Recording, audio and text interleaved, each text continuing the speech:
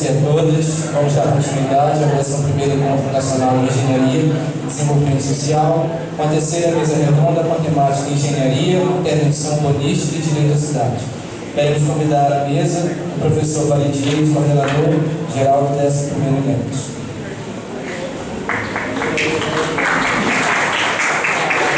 Vamos convidar também o professor José Júlio Ferreira Lima, da Universidade Federal do Pará. O arquiteto José Vera Velho, do Centro de Trabalhos para o Ambiente da Uniesa. A palavra do professor Fábio.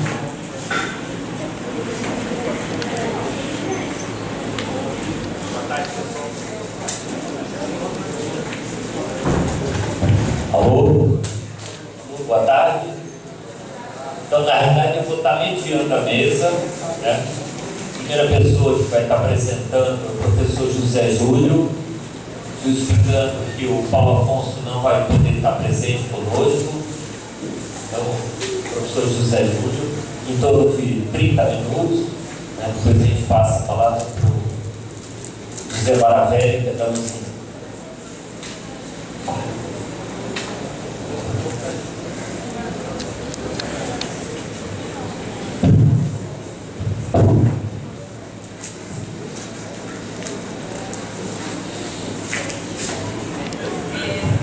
Boa tarde. Eu queria convidar as pessoas para virem mais para frente, porque tem muitos lugares aqui, não sei se é uma estratégia que sai mais cedo. Eu sou o José Júlio, sou professor da Faculdade de Arquitetura e Urbanismo da Universidade Federal do Pará. A universidade atualmente só tem esse curso no campus de Belém, de Belém. Eu quero agradecer a pessoa que farei aqui esse convite, essa oportunidade. Para nós é uma honra estar aqui. Eu acho que é uma oportunidade boa de disciplinas diferentes, né, trocar ideias, e só assim a gente conseguir avançar nessa questão mais do tema do desenvolvimento social e tal. Bem, o título dessa mesa é Engenharia, Intervenção Urbanística e Direito à Cidade. Na condição de pesquisador na área de arquitetura e urbanismo, eu imaginei trazer alguns conceitos que permeiam essa discussão aqui em relação principalmente o que é direito à cidade e talvez a partir dessa reflexão fazer uma espécie de atualização, discussão sobre intervenção urbanística e que sai engenharia, né? A mesa não vai ter nenhum engenheiro, mas isso não é problema. Eu queria saber de antemão quantas pessoas aqui no auditório são de Castanhal. Ótimo. Eu vou fazer vou me permitir, eu vou falar um pouco dessa cidade. Embora eu não conheça tão profundamente, mas eu vou falar um pouquinho dessa cidade. Tá? Eu acredito que no Brasil hoje, 2010, 2012, 2014, nós estejamos vivendo um momento bastante significativo na trajetória do que é a relação entre a cidade, aquilo que é necessário para que os habitantes da cidade possam se desenvolver e o que efetivamente vem ocorrendo em relação a intervenções urbanísticas e o que nós chamamos de políticas públicas na área de habitação, saneamento, urbanismo e tal. Antes de eu começar a apresentação, eu queria resgatar aqui, eu não sei se é do conhecimento de todos, né? Desde a Constituição Federal de 1988, em que pela primeira vez entre as constituições brasileiras existe um capítulo dedicado à política urbana, essa é a minha praia, como você desde já, eu não sou ligado à área rural, embora na Amazônia a separação rural urbana ela seja quase que impossível de separar. Mas enfim, nesse capítulo da política urbana da Constituição Federal de 88, foi definida que a cidade e a propriedade urbana deveriam cumprir sua função social. E que a função social da cidade é aquilo que está definido nos planos diretores, que alguns chamam urbanos ou planos diretores municipais. E partiu-se com essa colocação para um debate na sociedade brasileira de resgatar determinados posicionamentos que existiam desde antes da ditadura militar de 64. A propagada reforma urbana, ela já havia sido discutida antes mesmo do golpe de 64, por várias entidades profissionais, vários movimentos de moradia, né? Enfim, já havia uma questão colocada aí. Mas com a Constituição de 88, a definição do plano diretor como um instrumento que pode orientar o acesso ou a que a propriedade urbana cumpra a sua função social, coloca em questão um pouco uma herança, de certa maneira, tecnicista, né, desses planos diretores, que de alguma maneira serviu como uma espécie de empurrar com a barriga esse problema. A verdade é que a implementação disso tudo, ou a regulamentação disso tudo, só vai ocorrer em 2001 com a lei denominada Estatuto da Cidade. O Estatuto da Cidade traz uma série de instrumentos para que o poder público e o setor privado pudessem, né, alterar determinadas lógicas que vinham obrigando vários setores das cidades brasileiras a tornar pessoas, cidadãos, sem acesso àquilo que a cidade se propunha, né, viver na cidade. De lá para cá, muita água já rolou, literalmente, né? E, apesar de certos avanços, certos instrumentos interessantes, como os planos locais de habitação e interesse social, experiências das mais diversas naturezas, principalmente no nível municipal, a questão da reforma urbana, ela avança e retrocede, né, desde 2001, quando é instituído o Estatuto da Cidade, até aproximadamente 2003, quando é instituído o Ministério das Cidades. Há uma transformação muito grande no sistema de gestão federal, estadual e político municipal, de tal maneira que os avanços que se conseguiu dentro dos processos de gestão urbana têm sido bastante colocados em perigo à medida que, contraditoriamente, avança-se no processo de aumento da produção habitacional nesse país.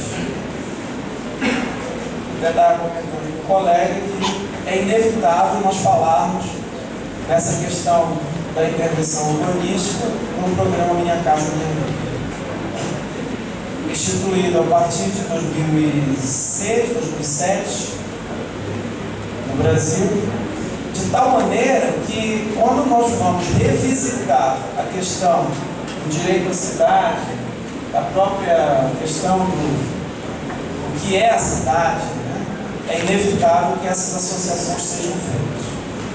Mas é importante pontuar logo de início, assim como eu falei que muita coisa aconteceu nesse meio tempo aí, nós temos passado, desde a crise de 2008, por um processo bastante intrincado, digamos, né, que reposiciona a cidade dentro da lógica de produção capitalista. Então, toda a necessidade que se teve a partir de 2008 para repensar a própria questão do sistema capitalista no mundo, é inevitável que a cidade, como uma das maiores e mais potentes produções do sistema capitalista, traga de novo né, de maneira bastante evidente a necessidade de discutir esses temas. E o momento é de reflexão, porque nós vivemos, como todo sistema capitalista viveu nesses últimos momentos, estamos assim, muito próximos dessa questão toda, sobre as contradições e os limites que essa discussão tem hoje, que não são os mesmos da época em que o Estatuto da Cidade foi instituído, e muito menos daquilo que se imaginava fosse possível a partir da instituição dos planos diretores. Tá? Então, essa espécie de preâmbulo aqui, muito en passant, e talvez até de certa forma irresponsável, né? Porque a gente não pode usar a história dessa maneira, é apenas uma primeira colocação para que o que vai seguir aqui, eu vou tentar mostrar um pouco o que eu acredito que seja uma necessidade em relação ao conceito e às posições sobre isso, passar para uma situação aqui nessa cidade que eu acho que é bem representativa desse momento, tá? Para que a gente possa, então, situar essa questão e, na medida do possível, fazer um diálogo e um debate, tá? Então, essa aqui é uma primeira colocação. Eu queria pedir para alguém aqui. Tem controle de cor. Então, o direito à cidade, eu estou usando aqui uma fala da Hermínia Maricato. O direito à cidade depende da democratização do uso e a ocupação do solo. A democratização do uso e ocupação do solo significa o quê? A possibilidade, né, de que as pessoas que moram na cidade possam efetivamente usufruir de toda a cidade. Né? A partir das discussões da Constituição Federal sobre esse conceito de justiça social, né, a gente tem muito cuidado quando fala em acesso a todos, ou de reconhecer prioridades, inverter prioridades. Por quê? Quando a gente fala em cidade, direito à cidade, nós estamos falando de um espectro gigantesco de questões, né, que vão aparecer dentro desse conceito de democratização. Foi um sociólogo francês na década de 60 ainda, o Henri Lefebvre, que definiu, através de um livro, um manifesto muito famoso e bastante lido, Direito à Cidade, o direito de não exclusão da sociedade urbana das qualidades e benefícios da vida urbana. Tem um termo aqui muito importante que é a questão da exclusão, da não exclusão. Como é que você vai fazer com que os benefícios e as qualidades da vida urbana entrem no rol de direitos das pessoas? Dependendo da situação política, dependendo da situação econômica, o reconhecimento desse direito ou a inclusão desse direito na vida das pessoas varia muito. Ele varia tanto que, se nós tratarmos dessa questão pelo lado mais complicado, pelo lado mais difícil, que é justamente a segregação socioeconômica e o fenômeno de afastamento, prefere esse termo, talvez seja muito fácil, numa primeira vista, nós percebemos que isso acontece naquelas áreas das cidades que são menos drenadas, ou melhor, que têm um déficit de infraestrutura muito grande, ou são áreas menos valorizadas dentro das cidades. E na trajetória do pensamento sociológico, essas situações, durante algum momento, elas foram tomadas como naturais, capazes de serem tecnicamente explicadas a partir do funcionamento do próprio sistema econômico. Mas isso não é uma história muito retilínea. Pelo contrário, né? Existem posições muito questionadoras de tudo isso. E a gente se inscreve um pouco nisso. Por quê? Se você reconhece dentro desse processo de ocupação da cidade, né, de que a cidade é um produto dessa relação econômica, você tem sim que questionar tudo isso. E o direito à cidade é um grande questionamento de como é que isso está acontecendo, de como é que se produz localização. Não é só aquela localização com a habitação em si, né? Não é apenas a unidade habitacional, a casa, é a produção da localização capaz de garantir esse direito de que o uso e ocupação do solo garanta benefícios e qualidade. Que parece muito bonito o texto, né?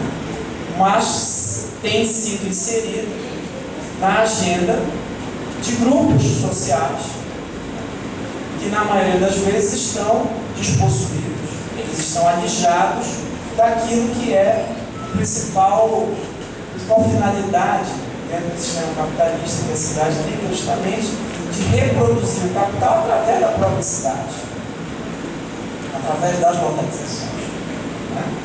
Então, na década de 90, essas ideias do Lefebvre, elas ganharam um novo fôlego, foram retomadas dentro das áreas da geografia, do planejamento urbano, que se aproxima e muito dos movimentos sociais. Tá? A própria noção de planejamento urbano é revista. Não é mais uma atividade puramente governamental. Ela é retomada, ela é revista. E no Brasil, isso aconteceu muito em função da Constituição Federal, né, e do Estatuto da Cidade. Então, a questão do direito à cidade está inserida justamente no enfrentamento dos interesses do grande capital, que está a todo momento interessado nas localizações, sejam aquelas de usos não habitacionais, no caso a localização industrial, a localização do comércio, mas fundamentalmente nas condições criadas dentro da cidade, dentro da configuração que a cidade tem, para que o principal uso, que é o uso habitacional, esteja sujeito a esses interesses. Você pode passar o slide? Trata-se então do enfrentamento, está lá no slide, e o tema que vem inserido nesse processo, que é o direito à cidade e o mercado. Eu vou pôr isso, para que a gente entenda como é que esse processo todo tem acontecido. A crise de 2008, ela foi uma crise basicamente iniciada nos Estados Unidos a partir do problema das hipotecas. Quer dizer, nasce dentro de uma questão ligada ao setor imobiliário, ou seja, as cidades, principalmente. Diferentemente do Brasil, em vários outros países, nós temos um sistema hipotecário já era muito mais, digamos assim, flexível, né? E que dava condições para renegociações das hipotecas numa escala tamanho que alcançou ações de vários bancos em bolsas de valores, enfim, assumiu uma proporção mundial. Né? Como tratar, então, de uma questão tão localizada num cenário tão complexo, ou num cenário, né, que mobilizava tantos elementos dessa tal da globalização capitalista?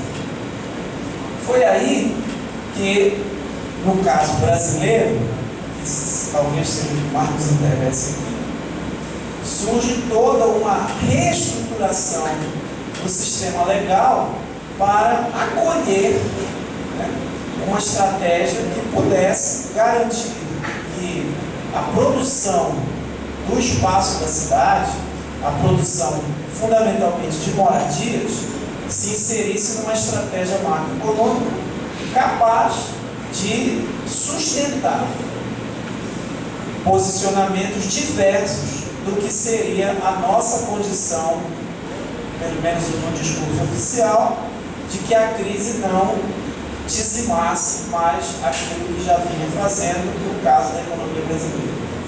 Existem várias interpretações sobre isso. Talvez a mais simples ou a mais superficial seja aquela que imagina que, se você garante que a construção civil vai, através de um aquecimento, garantir uma onda anticíclica nesse processo de crise, foi o maior discurso, né, a maior utilização disso, no caso do programa Minha Casa Minha Vida e do próprio PAC, o Programa de Aceleração do Crescimento. Essa colocação, ela não é completa. Essa colocação, ela não dá conta de todos os processos internos que foram necessários, que foram executados para que o programa Minha Casa Minha Vida representasse muito mais do que isso. Tá? Ele acontece no momento em que várias empresas do setor da construção civil no Brasil começaram a operar dentro das bolsas de valores, né, utilizando-se de um capital aberto, capaz, né, de se rapidamente ou dentro de uma escala anteriormente não vista, como capazes de sobrepor-se àquilo que era o temor, né, de que a crise de 2008 pudesse trazer. Para que isso acontecesse, foi necessário um processo de desregulação muito profundo, principalmente daquelas empresas que estavam regidas ou que estavam articuladas ao sistema público de produção de moradia ou das obras civis maiores e tal. Foi aí que você começa a perceber na paisagem das cidades brasileiras vários edifícios muito altos, usando o caso aqui, de empresas que não eram necessariamente daquele local. Eram empresas do centro-sul ou mesmo do centro, que começaram, né, a precisar se expandir para que o acúmulo ou aquilo que é a lógica do sistema capitalista pudesse garantir que a máquina funcionasse. E o sistema e o programa Minha Casa Minha Vida acaba incorporado dentro disso. De que forma? Através da diversificação de várias faixas de renda que pudessem usufruir tanto desse momento, né, econômico, como daquilo que o governo vinha trabalhando como sendo um pacote anticrise. Mas por que eu estou falando de tudo isso se o tema é direito à cidade? Por que eu estou falando dessas coisas? Por que falar de Minha Casa Minha Vida dentro parecia tão bonito sobre, né, a questão do direito à cidade e tal? É justamente neste furacão, é justamente no meio desse processo todo, que a gente vai se questionar novamente. Né? Onde é que ficam os excluídos desse desenvolvimento econômico? Eles foram deslocados, existe deslocamento urbano já tradicionalmente conhecido, não sei se vocês conhecem esse termo, que chama gentrificação, que são aquelas áreas de cidade que afastam de lá quem não pode pagar. Né? Isso está na orla das cidades, está próximo de vias importantes, que não existiam antes, que foram construídas, enfim. Com a engenharia que se tem hoje, isso está em qualquer lugar, desde que seja uma área que tenha sido produzida. Né? Produzida aqui não é enfeitada, longe disso. Né? Sejam áreas que pudessem efetivamente funcionarem dentro desse ciclo econômico. Né? Passa aí para a gente. Então, o direito à cidade é muito mais. Isso aqui é do David Harbour, geógrafo inglês que trabalha com urbano. O direito à cidade é muito mais do que a liberdade individual para acessar os recursos urbanos. É o direito de mudar a nós mesmos, mudando a cidade. Olha só, eu acho muito bacana isso, porque incita um duplo movimento de provocação. Aliás, com frequência, não se trata de um direito individual, uma vez que esta transformação depende inevitavelmente do exercício de um poder coletivo para remodelar os processos de urbanização.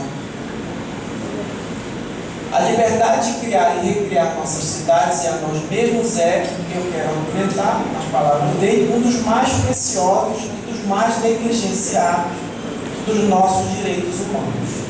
Ou seja, tanto na escala da cidade como um todo, como na escala do indivíduo para o indivíduo que está dentro da cidade, é uma necessidade quase básica. Afinal de contas, a formação dos nossos filhos, que vão viver, vão acreditar em valores urbanos, depende dessa criação.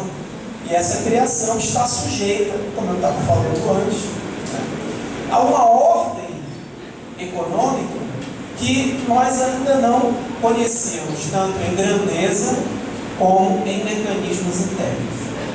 Tentando usar uma imagem, vocês já devem dar, não sei se estão curiosos pelo fundo do meu slide, pode passar aí. Né? O que é o programa Minha Casa Minha Vida? O que são essas cidades aqui na região metropolitana de Belém? Tá? Esse mapa, ele pontua os empreendimentos construídos até 2012. A pesquisa que a gente está fazendo tem esse marco temporal. Né? Os pontos cinza representam os equipamentos. Equipamento para nós aqui significa escola, hospital, posto de saúde, creche. Tá? A mancha urbana em cinza é aproximadamente como está a ocupação urbana da região metropolitana de Belém. E os pontos em vermelho, azul e verde representam os empreendimentos construídos até aquela data dentro do programa Minha Casa Minha Vida. Cada faixa dessa corresponde a um extrato de renda. O primeiro, que é de 0 a 3 salários mínimos, na primeira edição do programa, são os de vermelho. Os de 3 a 6 salários mínimos seriam o de ponto azul ali, e o de mais de 6 salários mínimos, o de ponto verde. Não é preciso conhecer muito a região metropolitana ou as áreas urbanas para perceber que, tirando o município de Belém, eu não tenho como apontar, mas é onde tem mais pontinhos cinza escuro. Ele está apontando aí para mim. Vocês vão ver que não tem nenhum ponto vermelho aí dentro. Só vai ter a partir de Ananindeua, Benevides, Marituba, Santa Isabel e Castanhal. Castanhal é esse município aqui. Município com a sua área urbana concentrada ali no meiozinho. Né? É o município que aqui onde nós estamos e que foi o último por questões bastante controversas incluído na região metropolitana de Belém. Não é uma região metropolitana conurbada que tem uma dinâmica rural urbana. Bem, esses empreendimentos do Minha Casa Minha Vida, assim como outros no restante do Brasil, foram viabilizados a partir dessa engenharia econômica que eu tentei falar um pouquinho.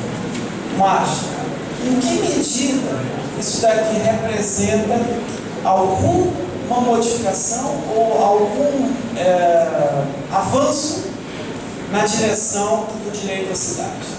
Essa talvez é a questão que nos coloca. Eu vou trazer aqui uma experiência de pesquisa que a gente está fazendo no residencial Jardim dos Ipês, que fica na porção norte aqui do município, ali depois do Cristo Redentor.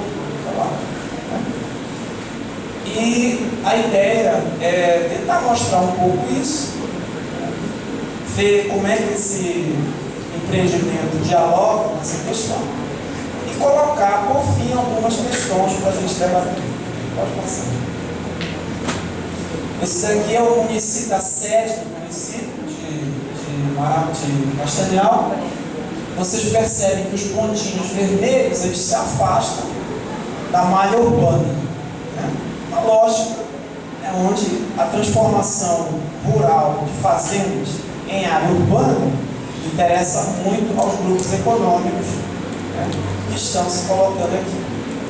Principalmente porque o crescimento urbano de um município como Castanhal deve-se fundamentalmente às dificuldades aqui o afluxo populacional que está vindo para cá, a modificação das atividades econômicas e, fundamentalmente, a dificuldade para que a terra rural, nas proximidades da cidade, sejam elemento de acúmulo do capital que não é mais baseado na produção rural. Então, o que a gente vai ver aqui nesse caso? Pode passar. Nós temos uma mancha urbana, né?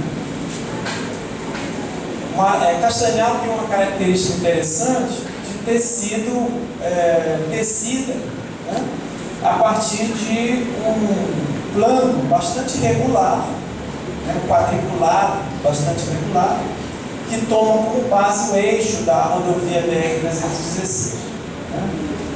O empreendimento a que eu me refiro é esse aqui, é o Jardim dos Ipês. Esse empreendimento, ele está localizado, como vocês podem ver, numa área que era até recentemente fazenda e que foi negociado através do sistema do programa Minha Casa Minha Vida por uma empresa que é quem começa o processo e oferece para o poder público. Na verdade, o programa Minha Casa Minha Vida pressupõe uma parceria público-privada, não necessariamente nos moldes legais, não é que seja legal, e que essas unidades que são construídas aqui, elas seguem a lógica de que o morador, ele não vai ser o proprietário pleno do seu imóvel durante um tempo bastante longo. Afinal de contas, o imóvel, ele é da construtora que é vendido para a Caixa Econômica. Então, nesse processo todo, o que a gente vai perceber? É um grande negócio, muito bom, para, entre aspas, aquecer a economia, porque vai conseguir que essas empresas construtoras, né, possam mobilizar mais capital e, de alguma maneira, resolver o problema da moradia. Tudo muito bacana, tudo muito legal. Acontece que é inevitável nessa imagem do Google a gente ver isso aqui do lado. Vocês sabem o que é isso do lado? Como é o nome do condomínio? Sades.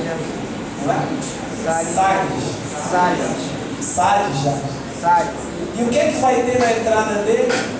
Um shopping center. Olha que coisa incrível. Né? Por que é incrível? Eu vejo isso como muito representativo desse processo todo. Tá? Por quê? Porque a gente consegue, de uma operação só, fazer várias. Né?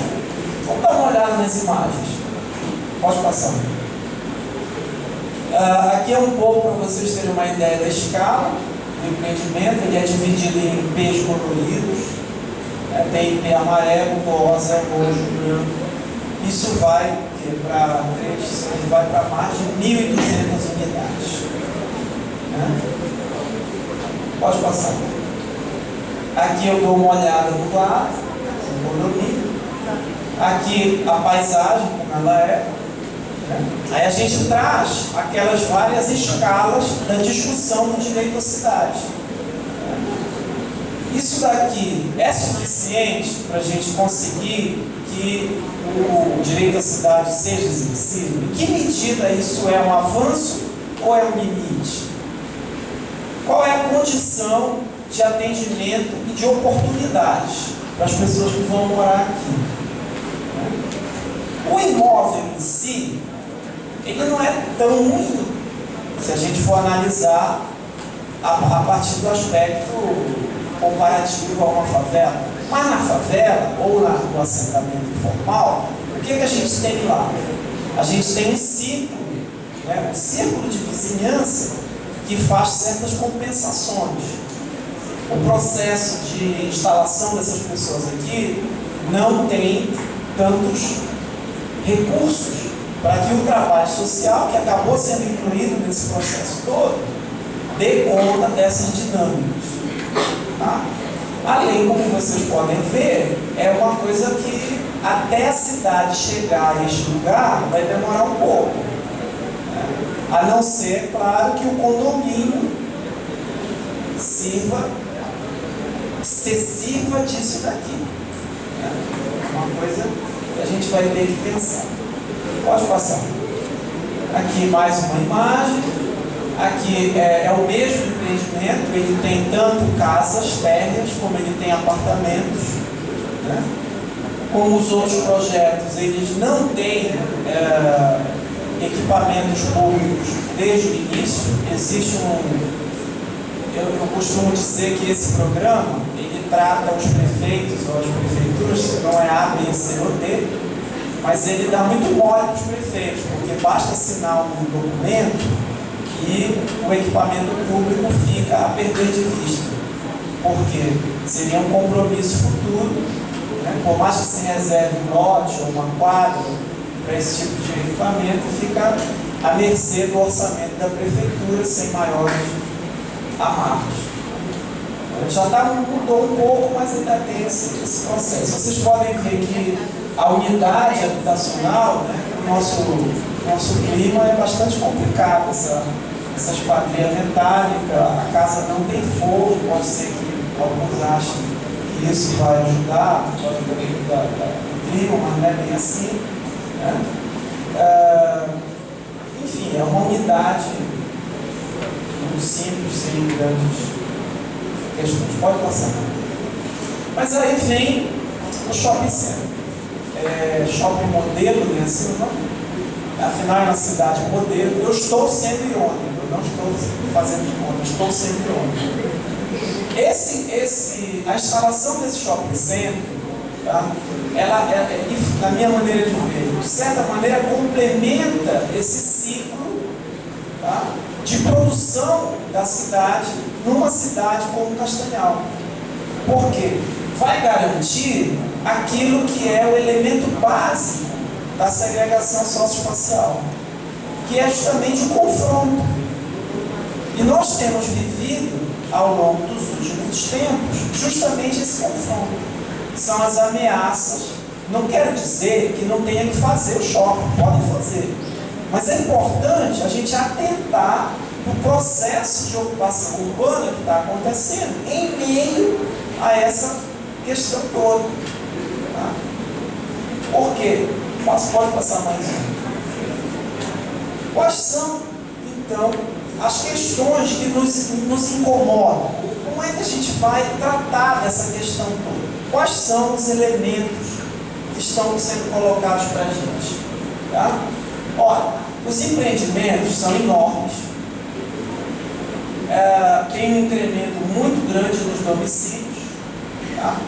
E coloca em xeque alguns conceitos urbanísticos, como, por exemplo, a consolidação urbana, que é muito parcial, dentro desse processo de expansão urbana já iniciado.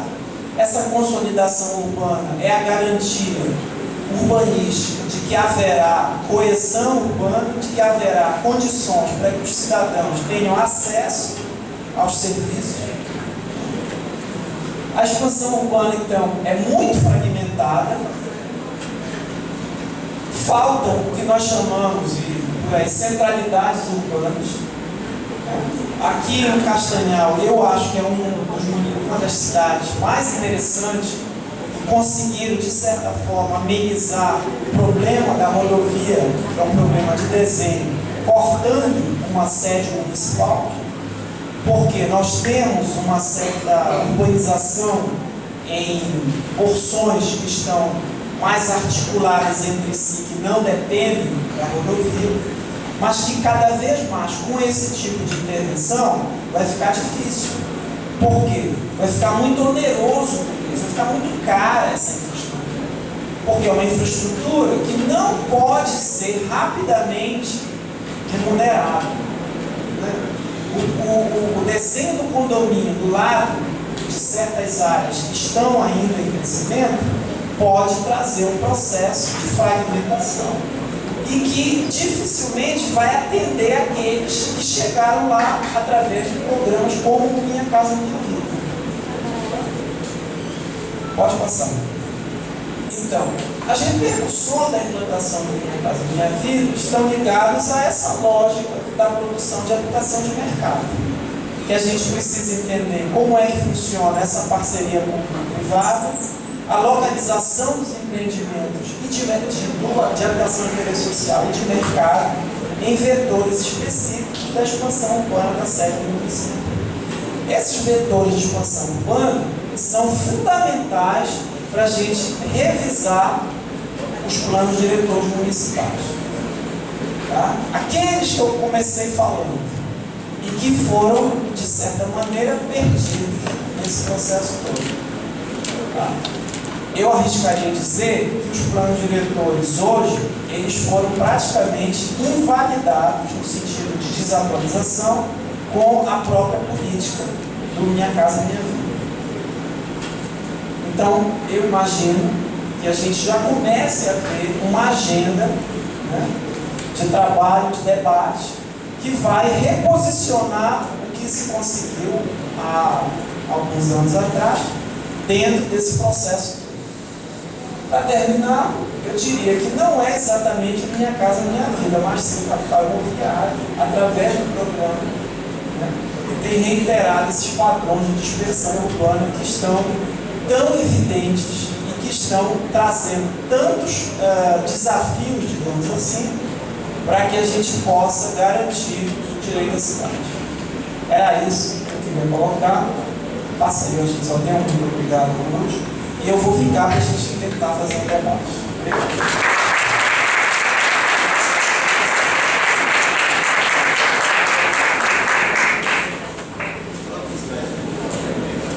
Que é o mesmo slide. Aquele massinha de Cascavel.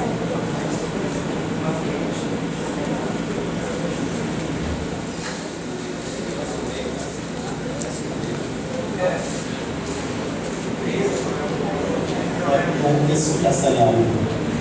Esse aqui é muito bom, mas exatamente essa lógica de localização, só que no município de Castanhal.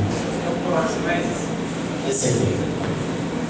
Eu estou negociando com o Zé Júlio de justamente pegar um slide do município de Castanhal, porque vários motivos. O primeiro é que, para minha contribuição, e que eu vou agradecer agora o convite, é um sonho uma apresentação como essa, porque, de fato, eu tenho uma experiência de formação e prática nas questões de direitos da cidade, mas todo mundo é infeliz à sua maneira, né? E a cidade de Castanhal, é necessário que a nossa discussão sobre direito à cidade, com todo mundo que está aqui, nem todo mundo é de Castanhal, ela seja sentida como uma discussão próxima, porque o direito à cidade, como diz o Rafa, é um direito fundamental, mas também muito difuso, né? Cada um daqui, sentado, não está sentindo afrontado no seu direito à cidade. Eu estou numa cidade, mas não é esse o problema. Então é muito difícil a apreensão da noção de direito à cidade, então o meu primeiro propósito de ficar com esse slide é esse. O segundo, e agora agradecendo ao convite, é que o propósito da apresentação, embora sejam dois arquitetos na mesa, dois Josés e dois arquitetos, é uma coisa muito rara, e acho que vocês, para frente, quanto mais avançarem nas formações ou refletirem sobre a formação que tiverem, vão perceber como é difícil as disciplinas, mesmo correlatas de áreas técnicas, conversarem. Eu fiz toda a minha formação, graduação, mestrado, doutorado, assim concluído agora na USP. Um evento como esse seria muito difícil para a gente. Então, eu não só agradeço, como fico muito honrado de poder participar de algo tão raro, tão necessário. E achei interessante, então, que um evento interdisciplinar, né, uma mesa de engenharia, intervenção urbana e direito à cidade, já é um tema que traduz a intenção do evento. E eu tenho percebido como está prestigiado nas discussões sobre sustentabilidade e desenvolvimento sustentável questões urbanas e de cidade. Não é para menos, né? Temos, acho que essas são questões sobre controle de recursos que tem que acontecer na cidade. Então, a primeira coisa que eu queria fazer de uma contribuição, e tudo que eu vou desenvolver, tem os últimos slides o Júlio, são questões para debate, e o que eu estou fazendo é simplesmente engrossando, da minha experiência, as questões para debate. Vamos fazer. Então, como se fosse a primeira contribuição ao debate do Júlio. E que experiência que eu estou falando, que eu não acho que poderia ser passada sem essa mediação. Além de arquiteto, né, eu poderia estar perfeitamente fazendo esses shoppings, mas o Júlio conhece um pouco. Eu trabalho há muito tempo numa associação, uma ONG, que resolve fazer projeto para movimentos de moradia, enfrentando as diversas as dificuldades do direito à cidade que isso tem. Quer dizer, uma população com renda que é selecionada pelo próprio mercado, né? Porque ela se dirige em busca da habitação e encontra, como numa prateleira do supermercado, as suas opções, né? Que não são só edificadas, ela compra principalmente localização, é a grande discussão que eu quero trazer. Ela resolve seu acesso à cidade dessa forma via mercado, né? Uma população, a grande maioria resolve ao Deus dará. Mas, quando ela se organiza em movimentos de moradia, ela não encontra muitas opções, né? E a usina aparece nessa hora para oferecer projetos para essa moradia. Então, para mim, tem sido um trabalho lá há muito tempo, tem sido uma janela onde eu posso ver o afrontamento ao direito à cidade em vários lugares do Brasil. Então, essa é uma parte da experiência que eu tenho trazido. A segunda parte, eu vou me centrar mais nela hoje, vou falar mais na usina no mini curso que o Farid está organizado para amanhã. O que eu quero trazer hoje é a minha experiência no doutorado, recém-concluído, que foi sobre Minha Casa Minha Vida, aí na região metropolitana de São Paulo. Que, grosso modo, não é nada diferente do que está sendo mostrado aqui. Esse é um programa nacional com problemas nacionais, mas que me permite fazer a seguinte reflexão que eu quero fazer a partir de agora, principalmente tendo em vista aos engenheiros que têm uma preocupação social e que querem enfrentar o tema da sustentabilidade em atividades econômicas, em projetos, nos projetos e nas suas intervenções urbanas. Né? Eu vi pelos artigos de hoje de manhã que acompanhei várias pesquisas muito interessantes, com muita dedicação, mas que não acertam o ponto do direito à cidade, da grande questão urbana, que vai ter que ser resolvida, da sustentabilidade. São investigações sobre a edificação, sobre a habitação, sobre o uso de materiais alternativos, sobre formas da edificação ter uma relação com a energia melhor, com bons saldos, sobre uso e reuso de água, telhados, usar reciclagem, resíduos para fazer paredes. Absolutamente fantástico, mas não tem a ver com as grandes questões urbanas. Como dizia o campeão de xadrez soviético, né, que ficava meio de saco cheio de falar, tem que as crianças aprender xadrez para aprender matemática. Né? Ele falou, ter aula de xadrez é muito bom para jogar xadrez. E, sabe, desenvolver super edificações não é exatamente o que esse tipo de problema demanda. Não é. Então, da minha primeira parte da minha experiência de doutorado, eu queria pontuar esse ponto. Por quê? É claro que são edificações que, por exemplo, tem uma foto que o José Júlio mostrou, uma pequena casinha aqui desse empreendimento, que está com uma parede recebendo um sol terrível. E podíamos se estender sobre isso, eu sei porque queríamos se estender sobre isso. Porque o problema da sustentabilidade na cidade não é a edificação, é a localização. O problema é a localização, é grande, e a localização é abstrata. É abstrata como uma mercadoria, que tem um valor retirado de uma convenção social. Por que uma casa em um bairro, a mesma casa em outro bairro, a alteração de valor dela é provocada pela localização? Isso é uma coisa que a gente não tem dúvida. Mas quem é que cria a localização? Muitas vezes a gente pensa de frente para a praia, mas não é isso. Né? Não é qualquer praia. Tem uma casa numa praia e outra casa numa outra praia, varia. Né? A localização é muito difícil para o engenheiro, para o arquiteto controlar, porque é um mecanismo de conferir valor a um lugar. Muitas vezes um valor, que é o que deixa ainda as questões de justiça social mais evidentes, um valor que não é feito pelo proprietário. Localizações também são apropriadas, tem localizações públicas, mas a habitação criada na localização é uma mercadoria privada, e localizações que se valorizam, desvalorizam. Quando desvalorizam, são abandonadas, quando valorizam, há um ganho, né?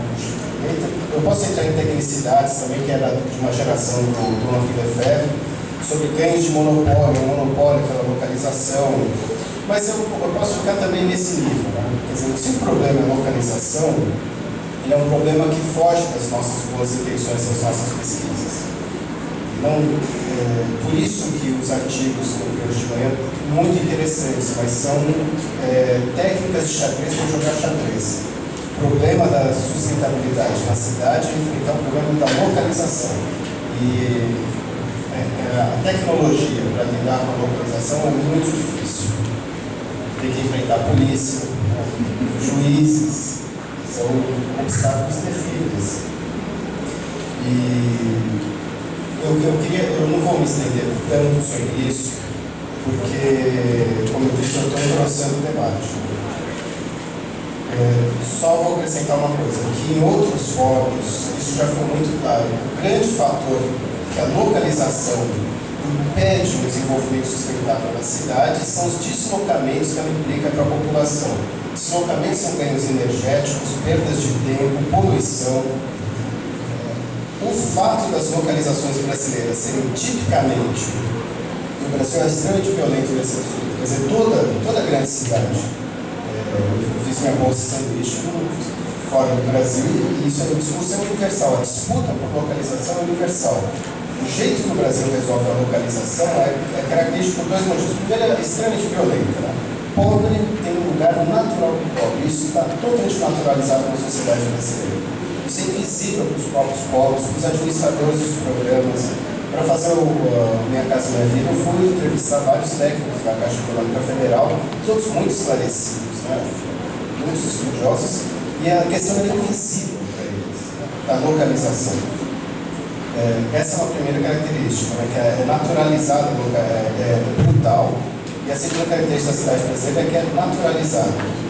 Nós não nos revoltamos com o fato da nossa cidade ser como são.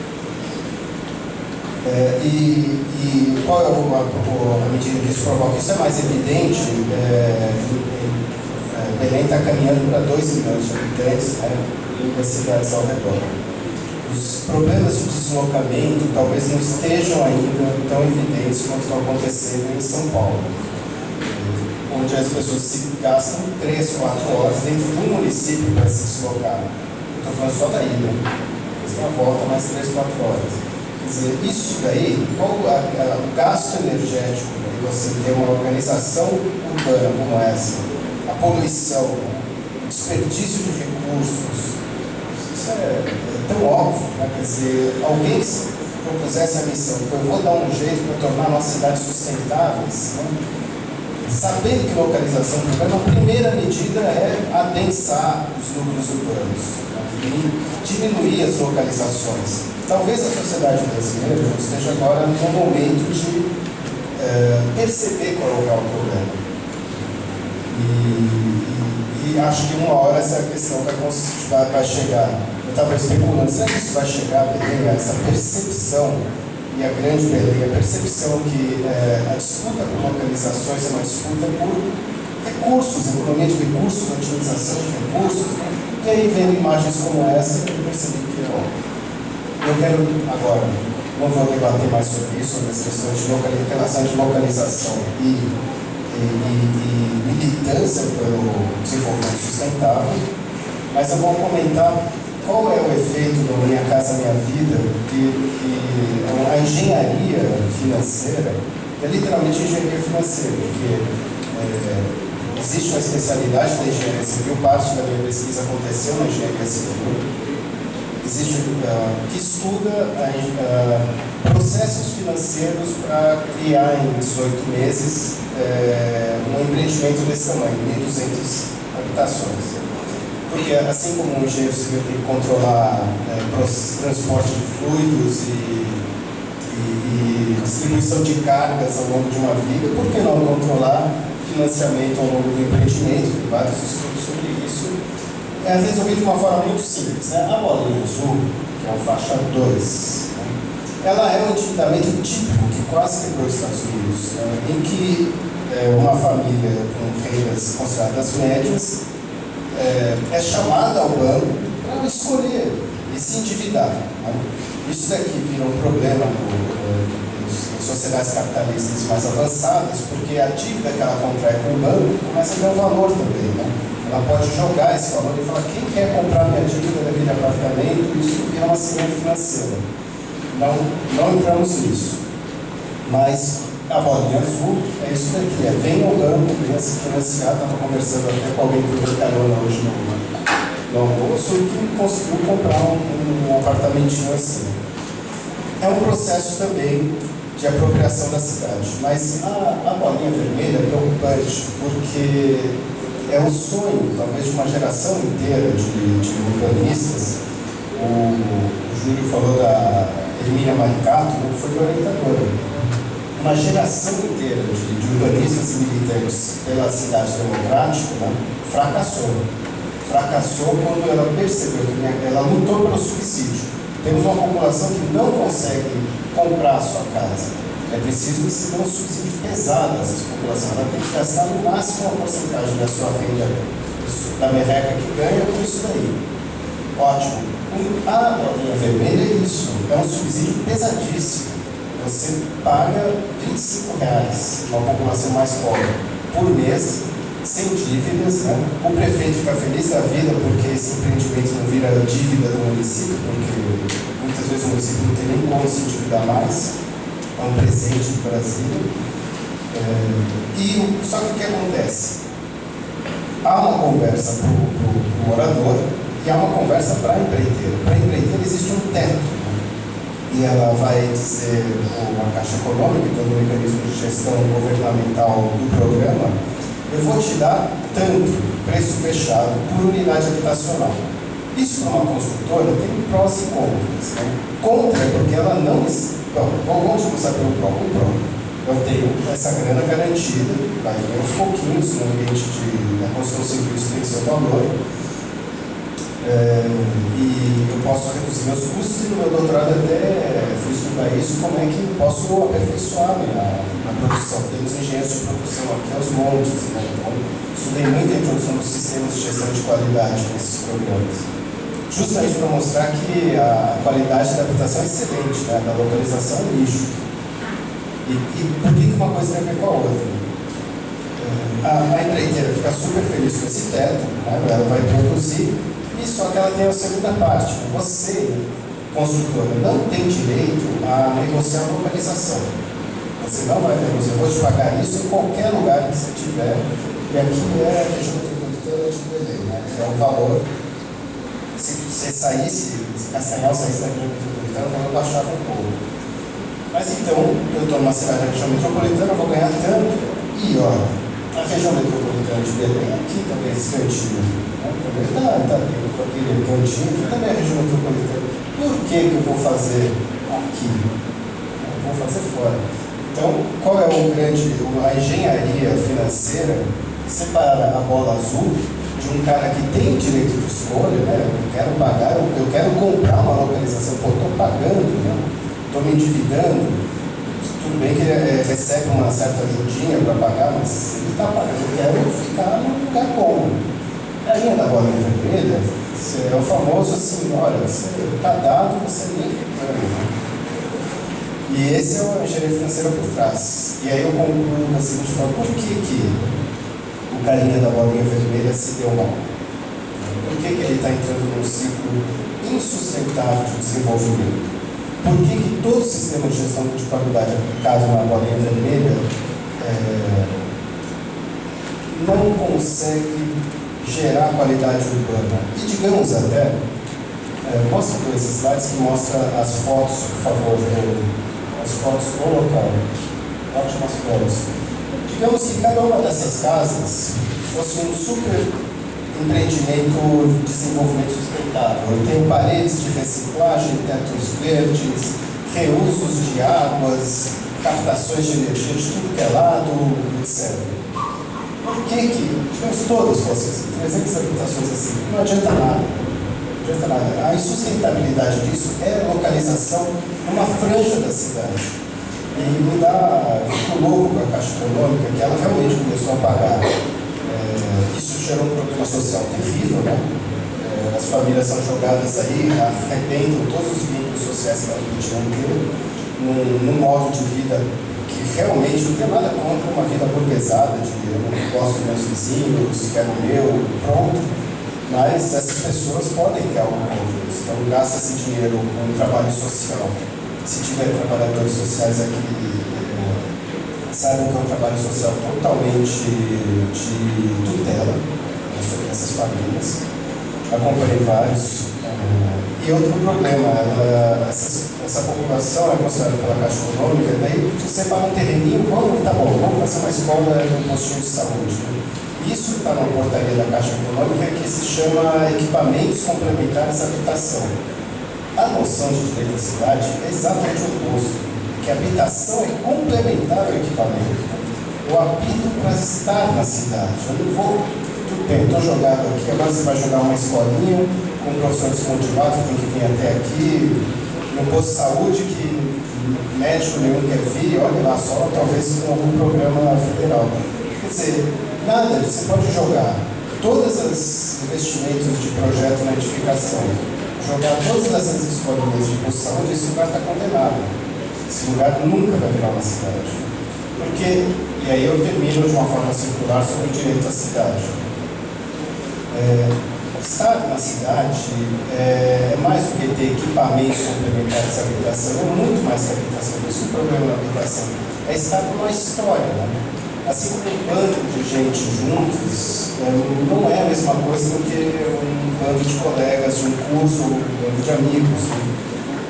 Então, pertencer à cidade é pertencer a um local que tem uma vida prévia, que vai ter uma vida posterior, né? É onde eu me beneficio por estar aqui. Né? Esse é o direito à cidade que é tão desrespeitado e que a gente mal consegue entender que ele está sendo desrespeitado. E termino até com uma reflexão interessante do arquiteto Kant, que no final dos contos ele dava uma definição que talvez todo mundo entenda o que é direito à cidade, que é que eles nunca vão ter. Estar na cidade é a cidade. O que é a cidade? A cidade é aquele lugar que um garoto de 12 anos, de repente, descobre o que ele vai fazer até o fim da vida. Isso foi uma puta definição de cidade. E a gente sempre tem que pensar nos nossos projetos se a gente está deixando esse garoto ter esse momento. Isso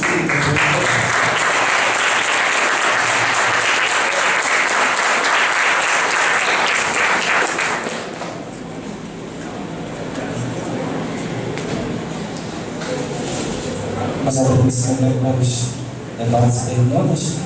Pode se direcionar aqui na frente.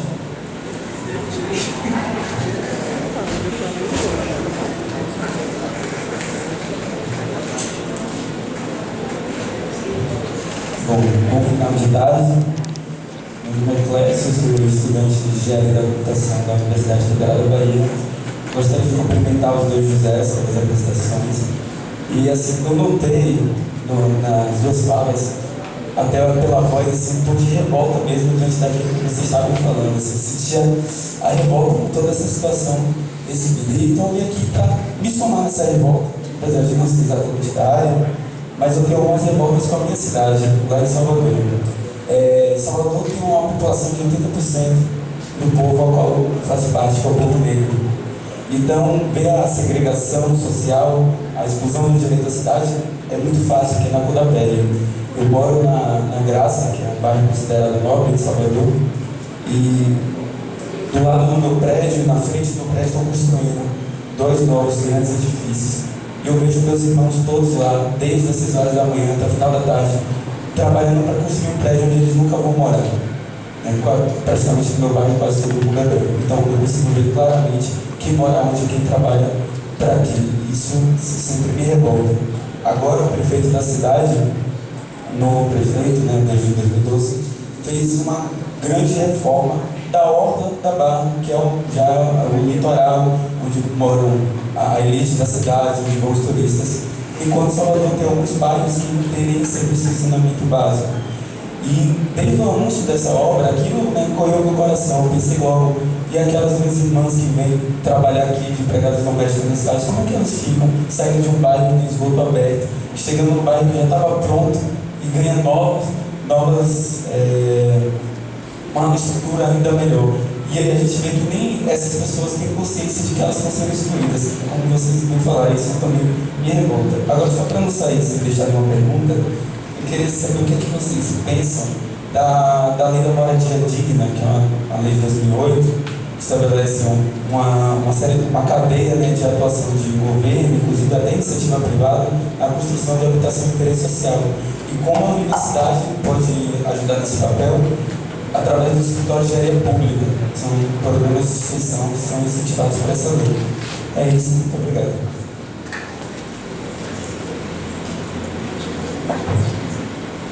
Mais alguém? Você quer dizer a lei de assistência técnica? Ah, tá. Que não saiu ainda do papel. Eu queria fazer algumas observações antes de passar para vocês e primeiro parabenizar a palestra de vocês dois. Eu acho que traz elementos importantes para a gente refletir a questão do tema central da mesa, que é o direito à cidade.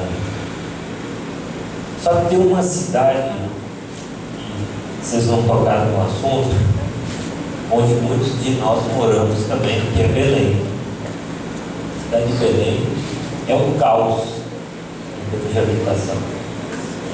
Os últimos dados que nós vimos falam que tem 200.000 habitações precárias. Cerca de 1 milhão de pessoas, de todas as capitais do Brasil, é aquela que tem maior percentual de habitações precárias no Brasil inteiro.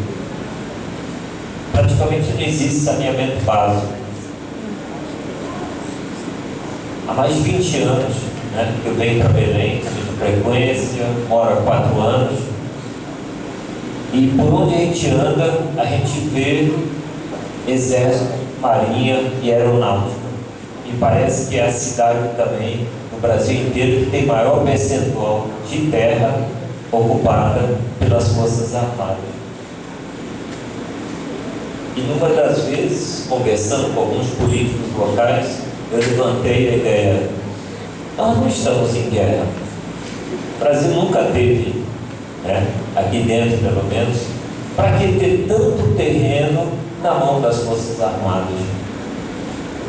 Será que seria viável construir boas habitações em excelente localização, reforçando a fala do Baravelli? São locais muito bons. Agora tem um problema: é área verde. Isso pode causar um desmatamento, isso pode aumentar a temperatura. Eu queria que vocês também analisassem isso, principalmente o José Júlio, que conhece muito melhor, né? Já fez parte do governo do Estado, deve dominar muito bem essa temática. Mas é um tema central para discutir o direito à cidade, a questão das habitações precárias em Belém.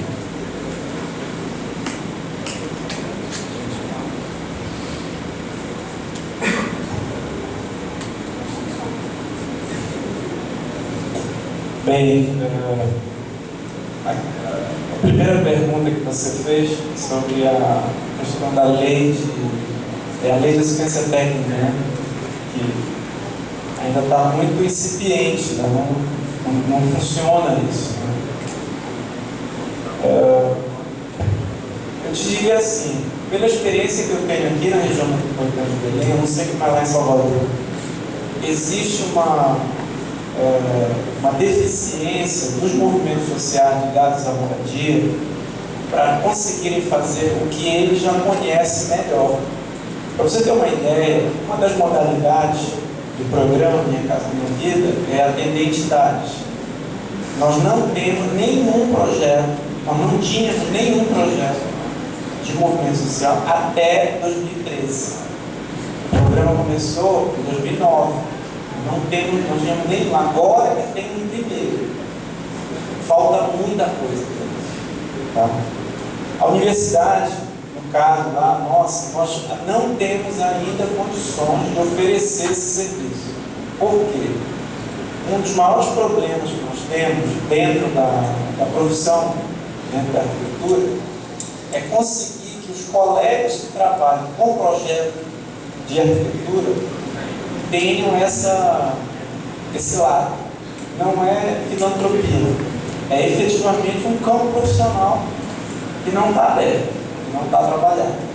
Então a gente tem uma discussão muito grande dentro do curso, que é fazer com que o trabalho do arquiteto de projeto seja articulado a esse tipo de necessidade. É uma dificuldade muito grande. Tem a história da faculdade, da escola, tem a história do próprio movimento social, como é que ele se apropria disso, enfim, tem uma questão aí complicada de responder. Eu sei, inclusive, que lá na Bahia, estou lembrando agora, tem uma pessoa que é referência no Brasil, a Ângela Gordilho. Ela tem um trabalho muito bacana, eu não sei como é que está agora e tal, mas que tem conseguido avançar um pouco. Ela até criou uma figura que é a extensão universitária para a residência universitária. Exatamente. A gente não tem isso aqui. É uma questão em aberto. Tentando responder um pouco aquilo que o Farid colocou, tem duas questões aqui.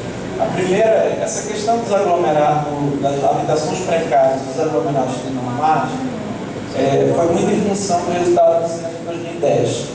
Né? Inclusive, eles têm um trabalho de pesquisa sobre isso. Além da revolta, da questão da denúncia sobre o déficit de saneamento, que é gritante, né? Nós temos uma questão mais complicada ainda. Se você for analisar a localização desses assentamentos, ou melhor, os setores censitários que foram classificados pelo IBGE como aglomerados de normais, causa uma estranheza terrível, porque são áreas que já sofreram intervenção. Olha que coisa maluca, são áreas que tiveram um grande projeto de saneamento até a década de 90, quem conhece Belém sabe, a bacia do Una, e que está dentro de uma aglomeração normal. A gente se pergunta, mas como é que pode? Uma área que gastou tanto dinheiro, foi uma área, aconteceram problemas terríveis de remanejamento, né? Como é que é uma área que ainda é considerada aglomeração normal? Justamente porque a gente na pesquisa tem trabalhado isso, o que a gente chamaria de paradigmas que vêm da engenharia, do saneamento, são incompatíveis com a vida daquelas pessoas, porque a lógica é a macrodrenagem, não é? Quem é da área sabe que é necessário fazer macrodrenagem. Mas a macrodrenagem não resolve os problemas urbanos, pelo contrário, cria outros. É uma ênfase muito grande no viário, é uma questão de valorização decorrente desse investimento que não traz consequências para o processo de realocação. O tecido urbano ele é totalmente desconectado. Então, a despeito do problema do déficit habitacional, ainda tem esse, né, que é conseguir tentar trabalhar isso numa escala que possa articular essa questão, que venha a ser a criação de localização. Né? Criou-se localização, mas uma localização ilha, né? Enfim. A outra questão das Forças Armadas, por acaso, eu tenho até uma aluna que está fazendo mestrado sobre isso. Eu fiquei assustado de saber que as Forças Armadas estão vendendo os paisagens. Aquele famoso cinturão institucional, que todo mundo dizia que era o pulmão de Belém, porque a área verde, papapá, e que as Forças Armadas ocupavam pela ditadura. Além da sua colocação, várias outras já tiveram, criar parque, criar área de convívio, fazer a licitação. Pessoal, vender no mercado. Teve todo o cuidado, a legislação, foi no momento e tal. Mas aconteceu. Se você for ver o shopping que está sendo construído lá na Avenida Centenário, né, é uma área que era parte da área institucional. Então, a gente tem que estar muito atento, porque isso está dentro da discussão da regularização fundiária, que é muito mais amplo e que representa hoje um grande desafio da cidade brasileira. Então, é uma situação difícil. Né? Eu gostei muito da tua fala, quando tu, quebrando, fazendo parênteses, já que a gente pode, de que maneira esse tipo de... Eu também estou muito incomodado com essas pesquisas sobre sustentabilidade, digamos, instrumental. Né? É necessário, mas se ela não for articulada com a questão da cidade, a gente não vai conseguir. Acaba divulgando coisas, a meu ver, vão interessar talvez no futuro a uma empresa A para produzir um dispositivo. Enfim, eu sou muito cético em relação a isso. Vou falar uma coisa da assistência técnica, porque acho que boa parte das pessoas aqui é graduando ou pesquisadora. Isso é um viés interessante. Aliás, foi um baiano, o deputado Zezé Magalhães, falou uma figuraça. Quer dizer, é uma figuraça, mas eu concordo com você que Salvador é uma cidade revoltante. Em poucos lugares, quem é brasileiro que está acostumado a tudo, mas em Salvador é chocante. A naturalização da desigualdade social alguém negro, pobre, simplesmente não existe. Para qualquer pessoa que seja como se fosse no mínimo de elite, é horrível. Para mim, eu sou alfaíde, representante dessa classe média paulistana, dessas ilusões de ascensão do declínio social, o Salvador é chocante, porque de fato naturaliza, pobre mora aqui, pobre outra coisa. Horrível. E quem quer lutar contra essa situação, a lei da assistência técnica é interessante. De fato, o que eu recomendaria para um estudante que quer investigar sustentabilidade e habitação? De fato, primeiro, todos os financiamentos, pelos aqui casos, têm suas lacunas. Né? Se tiver muita paciência, você consegue garimpar um pouco de financiamento para um projeto de desmercantilização de cidade. E aparece, né, do nosso Orlando, sobre o MST também, funciona muito assim. Quer dizer, na verdade é uma lógica de financiamento para alguma coisa que você subverte e utiliza. Então esse modelo da Minha Casa Minha Identidades é uma bolinha vermelha, mas quem está contratando o projeto é o moradores organizados. Então isso é super importante. É chato descobrir que em Belém, isso é típico de uma cidade que conseguiu não só produzir pobreza, mas uma pobreza fragmentada, né, que não se reconhece como mobilizadores.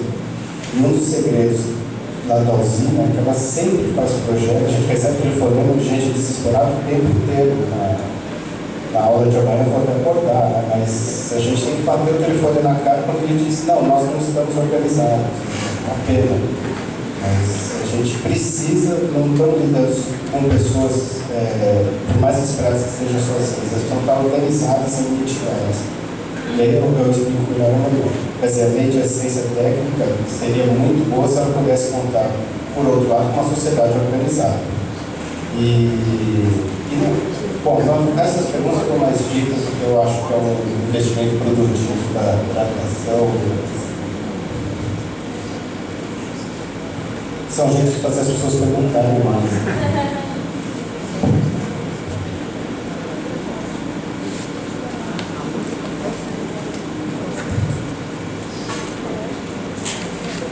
Boa tarde. Meu nome é Francisco, eu sou morador de Campinas, São Paulo, mas até os 21 anos praticamente eu vivi na Grande São Paulo. Eu queria parabenizar as exposições de vocês, mas também dizer que eu fiquei bastante incomodado numa das falas, quando foi dito aí uma palavra bastante forte, que foi a palavra fracasso. E eu queria, na verdade, fazer uma pergunta, né? Com respeito a uma interpretação que vocês possam ter a respeito desse fracasso. Fiquei bastante incomodado porque aqui a gente está falando de política urbana, de reforma urbana, e eu sinto um motivo de fracasso, particularmente na área que me dedico em termos de pesquisa, que é na área de política ambiental e licenciamento ambiental, onde particularmente eu observo que ocorreram desde a Constituição de 1988 avanços tremendos, a ponto de terem outras pessoas de outros países aprender com a legislação ambiental brasileira. Imagino eu que, fruto também das discussões da reforma urbana, que se desdobraram depois em capítulo constitucional, posteriormente no Estatuto das Cidades, que também vem pessoas de outros países estudar com esse avanço que ocorreu, que inclusive foi produto de muita discussão por parte dos movimentos sociais que alavancaram a reforma urbana e foram, vamos dizer assim, reuniram recursos políticos para que isso aparecesse em capítulo constitucional. Eu queria ouvir de vocês, talvez uma interpretação meio provisória. Por que esses fracassos? Será que, por algumas possibilidades, dentre várias que possam aparecer, será que é um fracasso da política, um esvaziamento da política, ou, dizendo de outra forma, um fracasso da politização, ou um esvaziamento da politização? Por que eu coloquei essas duas possibilidades? Porque as pessoas, como você disse, tem muita gente capacitada, interessada, historicamente envolvida nessas questões, que reúnem recursos políticos para fazer essa politização necessária, para fazer uma real discussão do direito à cidade. E eu vi uma interpretação das provisórias de vocês sobre isso.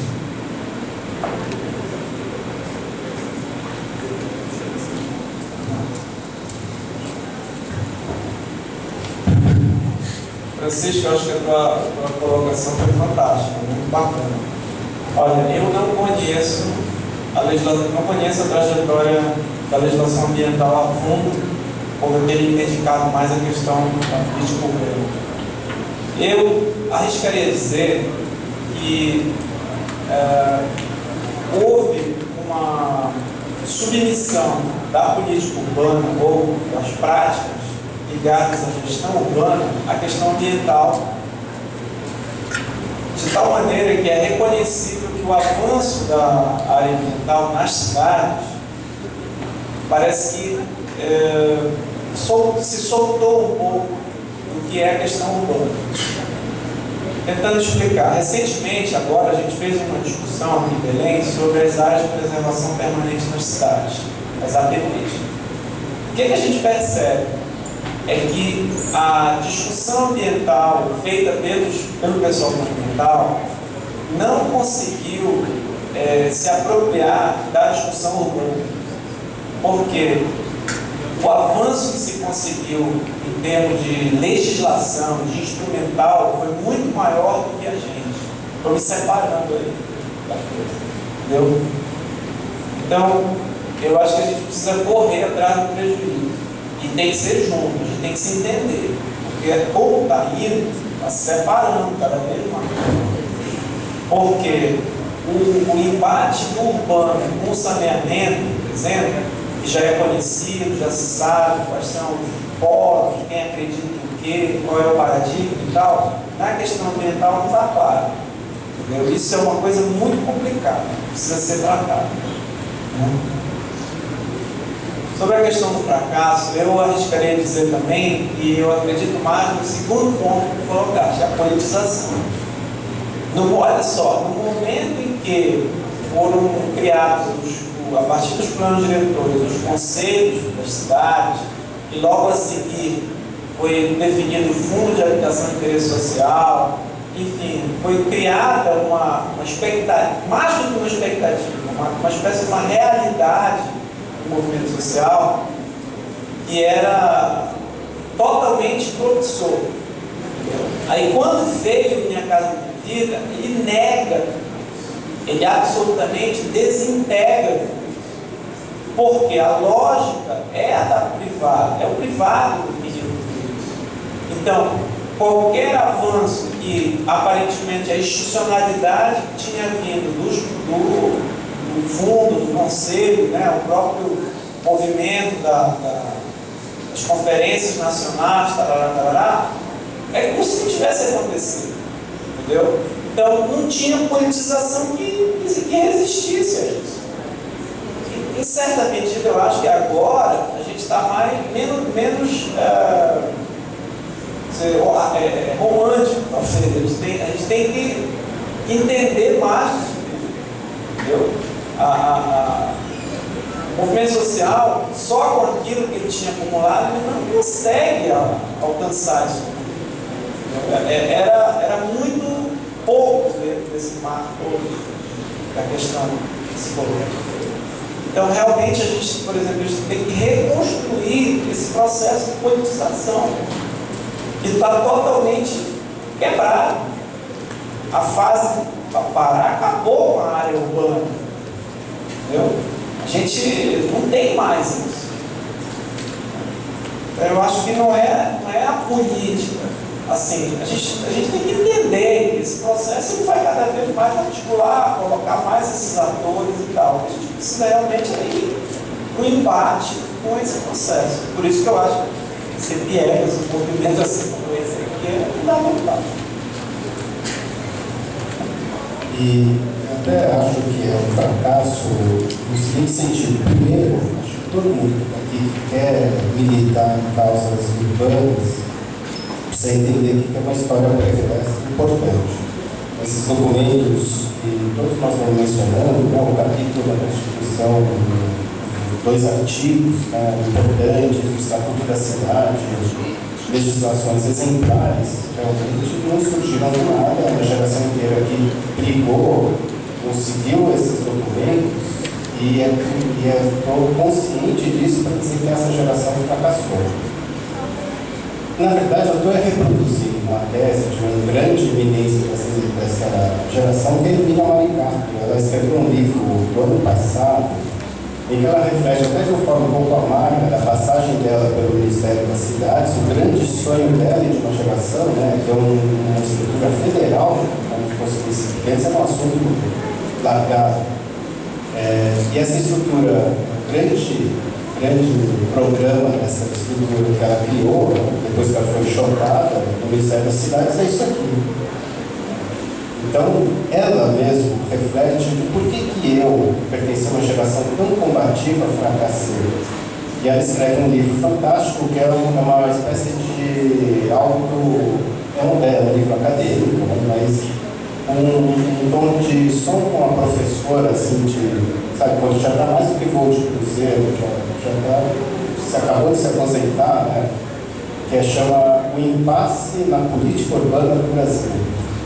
O impasse, a palavra acabou sendo impasse. Impasse no sentido que ela tem uma expressão também, que não sei se fala aqui, que é bater no teto.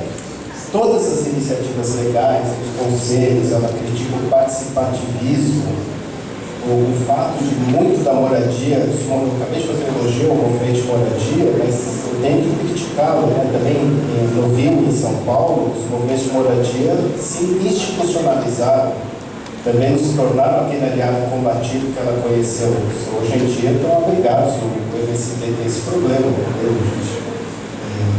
Militância no Brasil também consegue se esfarelar nos interesses de clientelismo. Bom, tudo somado, ela escreve esse livro sobre o impasse de uma geração, porque acho que o que restou? Ela fracassou porque ela fez de tudo menos o essencial.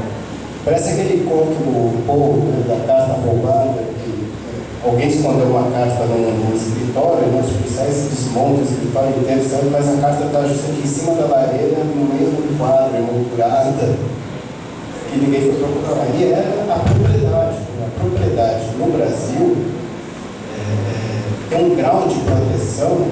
bater igual no mundo. Na economia capitalista mais maluca que você pode citar, o grau de confronto social, o acúmulo de queda de braço entre forças mercantilistas e mercantilistas chegou a um ponto em que a propriedade de terra está longe de ser sagrada. Aqui é mais sagrado do que os mistérios de Maria. Uma loucura. Eu peguei o avião em São Paulo revoltado também, né, com as nossas revoltas, um prédio no centro da cidade, vazio há décadas, o dono é um horror de pessoa. A prefeitura odeia o cara não paga imposto nenhum, um prédio muito bem localizado, daria tudo para desfazer esse nó, né? Essa população empobrecida que precisa de cidade contra o proprietário que é aqueles de filme maniqueísta, um cara horrível. Bom, o juiz mandou tirar todo mundo dali a paulada. Então, como é que é possível? Né? Então, a geração que fracassou para produzir tudo, mas ela não conseguiu segurar isso. E aí, toda uma luta que aconteceu não conseguiu chegar aí. E aí, eu acho que o jogo está certo. No final das contas, lutas por moradia não é uma luta de heróis. Não é uma luta de pessoas exemplares, de pessoas clarividentes. É uma luta que precisa de uma massa crítica, né, de pessoas. Quando ele elogiou um evento como esse, não é da boca para fora, porque quando tiver densidade, né, quando as pessoas conseguirem, em quantidade, em pluralidade, se manifestar contra a sacralização da propriedade fundiária, aí sim, essa geração é vencedora. Essa sim.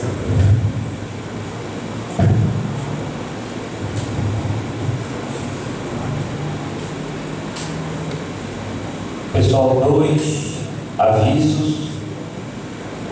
Hoje, às 19h30, apresentação cultural no auditório do Coral Vila Lobos.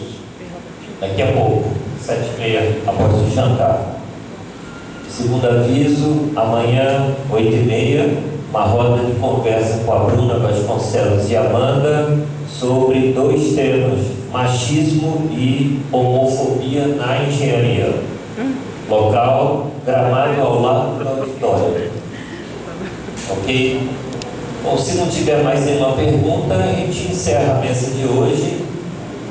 Uma pergunta, por favor.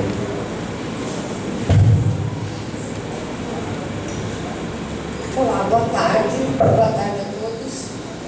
Eu queria agradecer as contribuições da mesa. Eu não sou dessa área, então eu vou trazer um pitaco de uma outra área, que é a educação. Eu trabalho há mais de 20 anos com a educação pública, né, e em alguns países a gente tem uma discussão de cidade educadora ou cidade educativa. Não sei se vocês já ouviram falar, se conhecem. E que discute exatamente não só isso, mas assim, discute de uma maneira muito forte a transição do espaço público, né, a cidade como um espaço que educa e que interfere na educação. Porque as crianças e os adultos aprendem nas relações sociais da cidade, né, ou nas cidades. E aprendem coisas boas e coisas ruins, porque aprendemos também coisas ruins. Né? Aprendemos a humilhar, aprendemos a desprezar os outros, aprendemos a sacanear, e aprendemos essas coisas também nas relações da cidade, mas aprendemos também um tanto de coisas positivas. Né? E um tanto de coisa, por exemplo, que as crianças aprendem no caminho para a escola, aquela, né, dos mais antigos, que quando estavam indo para a escola em grupos, e tinham brigas, e tinham conquistas, e tinham desafios, e esse tanto de aprendizagem que circula um bairro, né, que não é esse, né, o que circula um caminho, uma trajetória, enfim. E aí, olhando para a educação pública e sentindo os efeitos disso, eu moro em Campinas e lá a gente até brinca, a gente fala minha casa, minha vida, minha creche. Porque a educação infantil é um dos maiores problemas, é uma das educações mais caras, e é um problema. Um espaço desse, como foi colocado aqui, né, ele é constituído no meio do nada, e aí de repente aparecem 2.000 crianças necessitando de creche onde não tem. Ou e também do ensino fundamental. E aí essas famílias, essas crianças, já sem redes sociais, elas também não têm um espaço para construir novas redes, porque elas são fragmentadas, mais uma vez, colocadas em ônibus e são levadas, porque o poder público tem que fazer isso, e são levadas para estudar em outras regiões também separadas do lugar que elas estão habitando, do lugar novo para elas. Então eu fico pensando assim, a distância, né, parece que uma política pública e a distância cada vez maior de conquistar uma cidade educadora, que eduque de fato, né, que contribua para uma educação diferente dessas novas gerações. Então, aí, se vocês puderem comentar um pouquinho sobre isso, eu agradeço. Eu conheço esse programa, vou falar, porque ele é incrível mesmo. Só reforçar o que eu disse, no final das contas, processos de educação são processos em que a nossa formação começa a se afastar da família. Isso é super importante e continua até agora.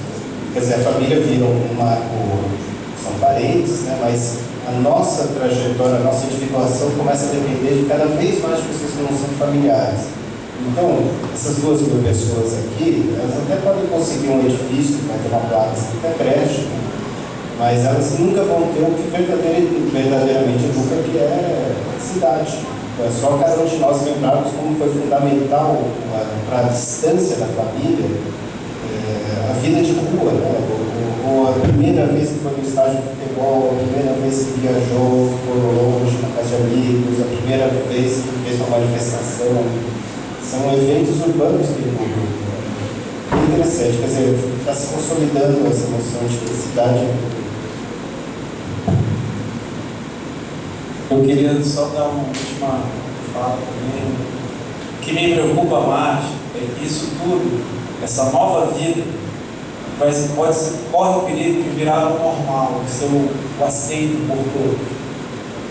Tenho certeza que quando apareceu o shopping center, a juventude daqui de Castanhal brilhou o olho. Porque, nossa, agora eu vou participar de uma cidade que tem shopping center, né? Uma cidade idealizada a partir do shopping center. Isso é muito complicado, porque as próximas gerações podem não ter mais os valores urbanos que as anteriores tiveram. E isso é completamente insustentável. Entendeu? Porque, olha só, o formato do condomínio fechado, ele não é mais da classe A, não é da classe não rica. É o comum, é o que se faz cidade, é o meu futuro de cidade. Então, se hoje tem uma pessoa, um jovem de 12 anos, aquilo que colocou no final, ele vai projetar a vida adulta dele dentro de uma situação que não é a cidade, é algo, sei lá, pelo pedaço, uma apropriação da coisa, que ilusoriamente iria se completar dentro do shopping center.